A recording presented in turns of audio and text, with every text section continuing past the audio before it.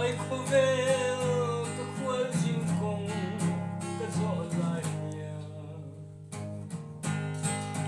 anh lên những mây lên gần đi tin chim lên chi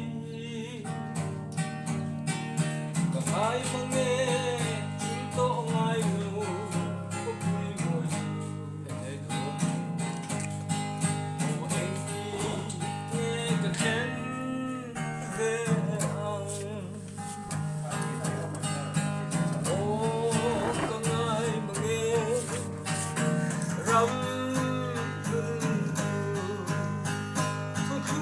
Bangai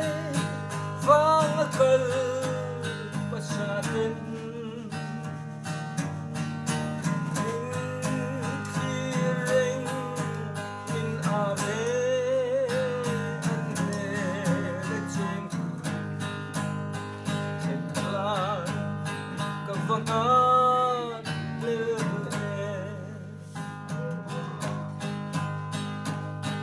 Saklo takin kalau kale karon panse ilaw bumin bin fuayan se iram mo'y cheng veturin suwalay dam na kutung ropuri suam sensi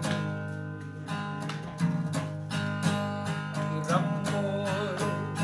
kalacheng ngayang o kangai mange ram tutung mangai vangakal pasatin min kiring min ave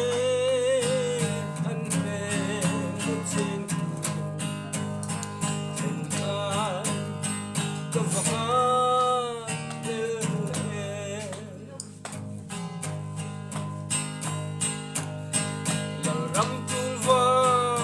atwar tute anzam malo alkemin anhole ang kapchung in fe chuak ma se ram ro pui dolan hun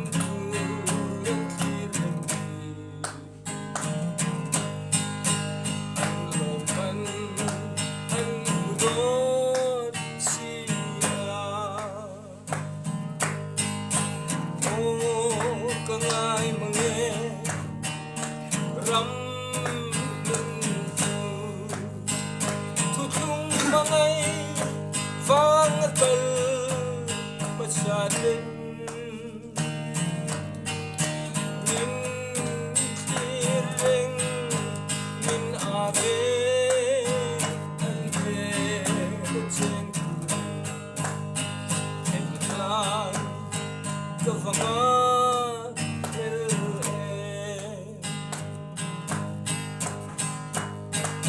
Jerusalem karam lumtu katlirin